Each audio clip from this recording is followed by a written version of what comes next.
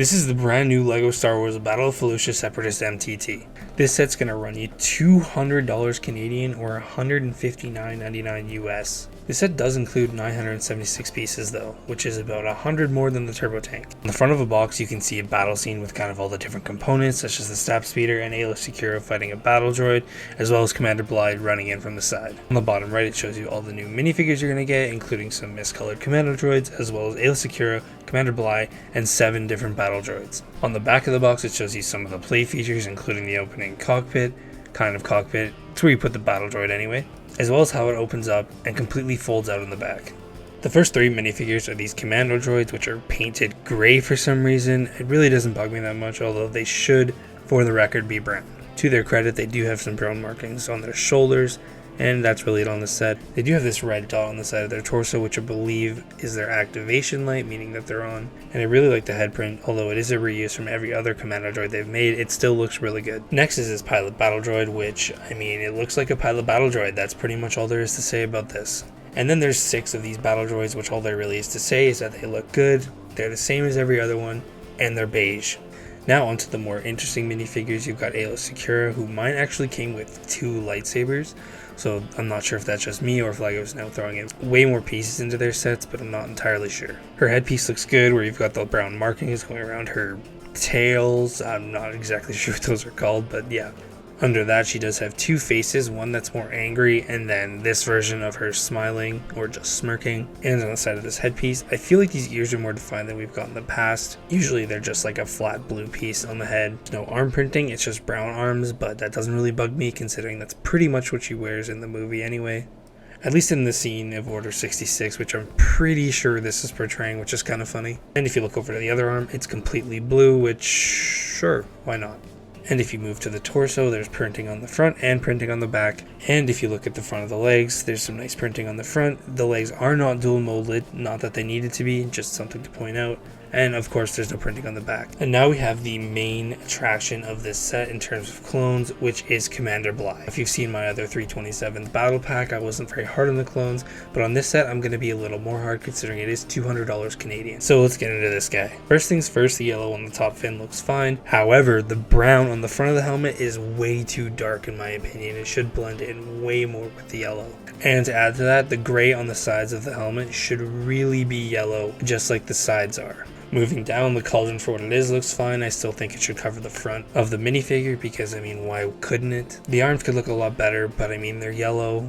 I didn't really expect them to print yellow on the arms, although they should. I think it should be a white arm with yellow printing on it, but I don't really think LEGO would ever do that. Next, we're going to move on to the torso, which kind of really confuses me on their choice. The yellow line down the middle should be the same color as the brown on the helmet. They did this on the leg, so I'm not really sure why they avoided doing it on the chest. And the only other thing I'm really going to nitpick on the torso is that the bottom should all be yellow, the entire belt.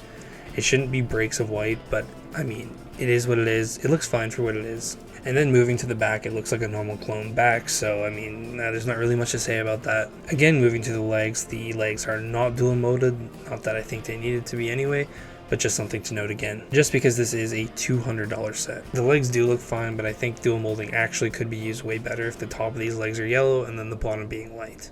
The visor that Blyde wears looks pretty accurate. I mean, they switched to this last year with the 501st battle pack that came out early last year, and overall I think it looks pretty good. So Blyde also comes with a heavy blaster, which is accurate to what he uses in the shows, and I believe Order 66 in the movie, but yeah. Overall I think Blyde is pretty good. There's a few minor indiscrepancies, but it's better than the Fox minifigure, and so I'm pretty happy with it. The first build we're going to talk about is the new stab speeder, which actually is a new design. The front of it's not as bulky and the guns are much smaller, and in my opinion they look a lot better.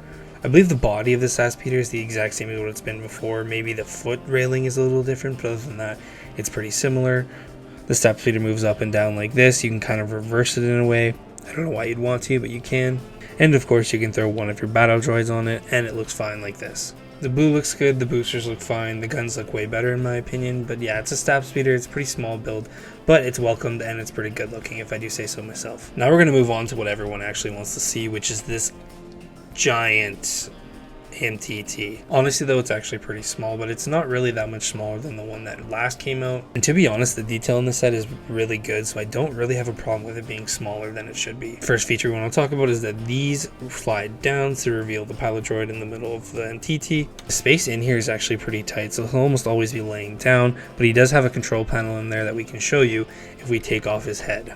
Taking off his head, we can see that there's a spot for a battle droid, his gun, and there's this targeting system up on the front, although I'm not entirely sure why this is there, because if you go to the head, you can see that he does have eyes, just like a vulture droid, like the ones that came out a long time ago in 2010 or 11. And if you remove this panel on the side, you can actually see this pink brick, which means yes, it does have a brain. So you don't actually have to have a battle droid in here, but I think it's actually a really cool addition, and I'm glad they put something in here for your pilot droid to hang out. You can also appreciate that there's more storage for weapons in here as well. When you open these panels and take off the top piece, it actually gives you a lot of room, way more than you think you'd have in this set.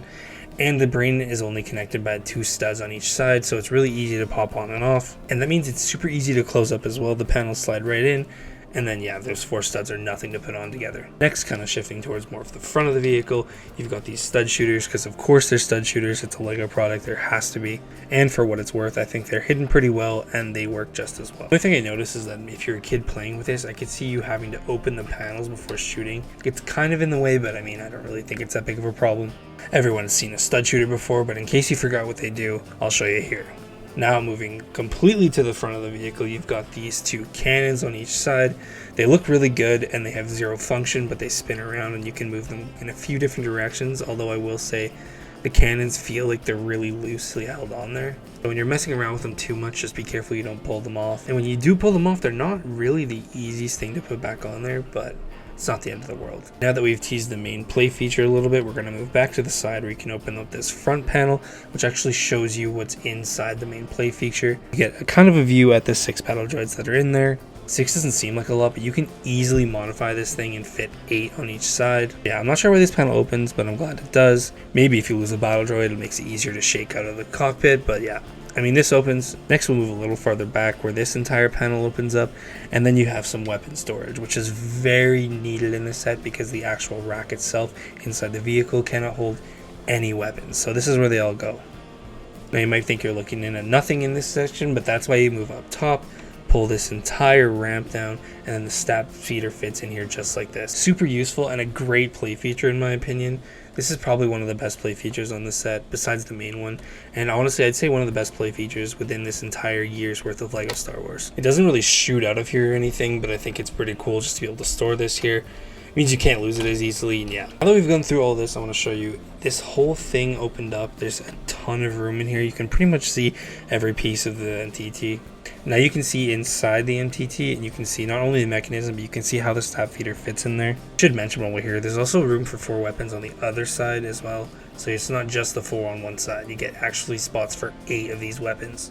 In this sort of brown window piece, you can see that there's this gear, and I guess now I'll show you exactly what that gear does. It's kind of hard to show you, but as you spin this knob that's up here, I'll lift this up, and then the entire front comes out, and you can see that this is actually connected by studs. So much like the Jurassic Park Raptor attack set I reviewed, there's also these studs in this spot, and that's exactly how the gear grabs it, the exact same way. It spins it out the same way as well. What's more interesting is that this is actually on a bigger turnstile, so it pushes this thing out way farther, which means it also retracts way farther, so you get a lot more mobility in this mechanism. I just wanted to show you on this side that you can see these wheels at the bottom, and that's how this thing rolls around, just sits on these wheels. And yeah, they're hidden pretty well and they work really well, so I have no complaints with that here either. Okay, so now we'll talk about how the front of this thing opens and what it actually does. So this bottom piece is actually attached to a chain that goes all the way back to where the stab speeder is, and when you let it out, it loosens so that the thing falls forward, and then if you pull it back, it just retracts easily like that.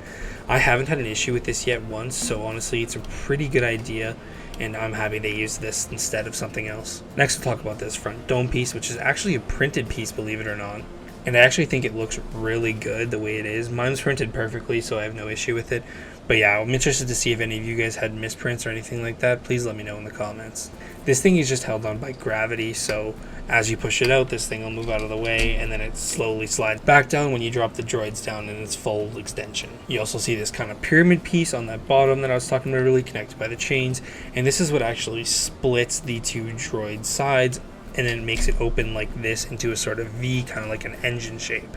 And then once you fully extended it, you have a pretty usable droid carrier. It only has 3 droids in it on each side, but I honestly think it works pretty well. I'm glad they didn't use elastics or anything. Seems like they've stopped doing that. Overall, this play feature works really well, and I would say this is probably the best play feature on any set in the last 3 years, 2-3 years. Honestly, I just think it's done really well. And then when you retract it, it retracts pretty seamlessly. I really haven't had to get stuck like I had issues with the Raptor attack getting stuck.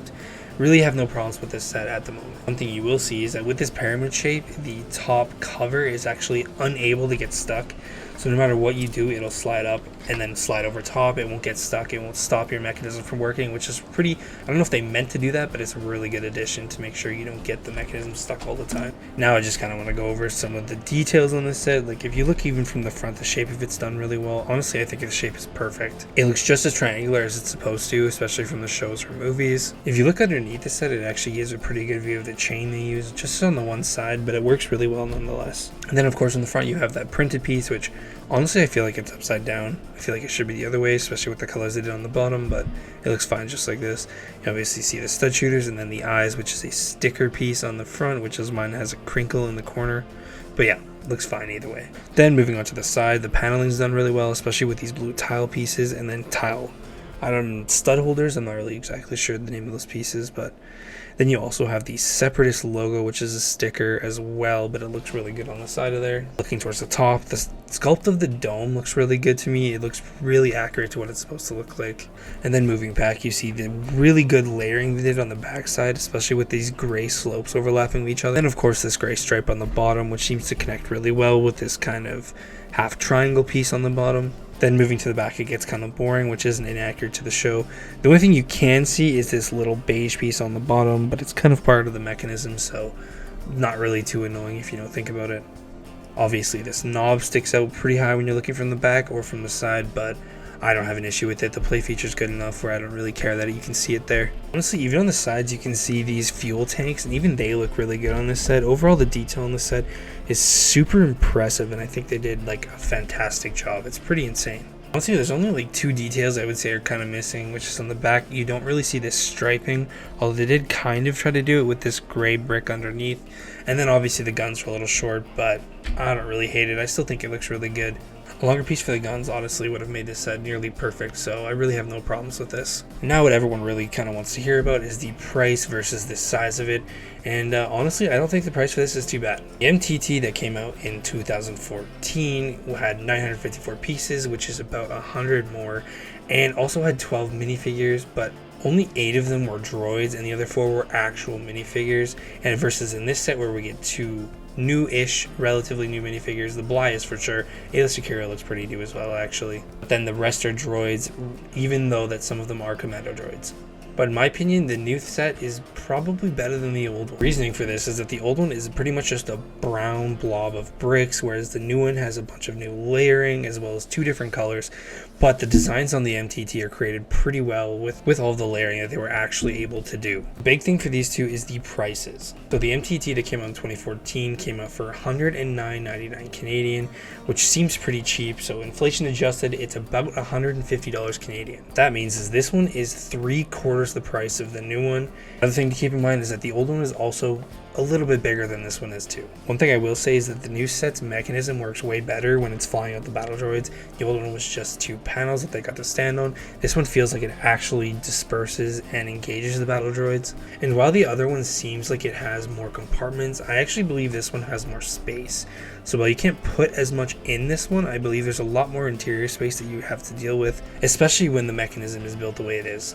Basically what I'm trying to say in all of this is that I wouldn't let the price deter you on this one if you were going to pick it up based on the old sets. If you're basing it simply on the price alone and not comparing it to the old set, I think yeah, this thing could be pretty expensive for some people, and I would definitely wait until it goes on sale. These things seem to go on sale on Amazon within 6 months of being released, which ironically is about the same time as you guys will get the review of the new turbo tank, because yeah, I'm sure you guys can put 2 and 2 together and see why that is. So kind of to wrap this up, these are my final thoughts on this set. I think for what it is, it's really good. I think the play functions work well. I think the details are really good, although I don't know if it completely justifies the $200 price range. I mean, that's kind of insane, but when you compare it to the turbo tank, I think it definitely does. Having said that, we'll get down to our final scores here, which in the price category, I think I'm going to give a 6.5 out of 10. Couldn't decide between 6 and 7, so we're just going to go right in the middle and play it from there. Next, I want to go over the minifigures, which I don't know about these minifigures, to be honest. The gray commando droids are kind of a problem. I really like Halo Secura, and I don't know, I'm kind of on the fence about Commander Bly, so I think overall I'm going to give this a 7 out of 10 as well. 7 might be high. We're going to go 6 out of 10. 6 out of 10 on the minifigures here. I think this easily could have included maybe 1 or 2 more of the 327th core. I think that could have easily boosted it to an 8 or a 9 even out of 10 on that scale. Now we get the build category, which means the build category by itself does not include the price, so price is irrelevant in this category. I'm going to give this build a 9 out of 10. I actually really like it, and if it was slightly bigger, I think this would probably be one of my favorite LEGO Star Wars sets that's come out. Now we're going to kind of the last category before the overall rating, which is the build process.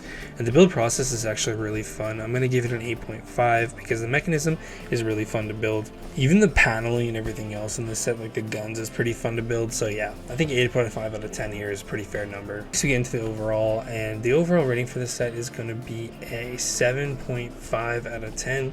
The final ranking for this set is going to be an 8 out of 10. I wish I could rank it higher because I really love the build, but the price and the lack of 1 or 2 more minifigures that would have really set this thing apart is really weighing its rating down. Let me know in the comments, am I being too harsh? Am I being too nice? Let me know what you want to see next, and yeah, we'll see you in the next one.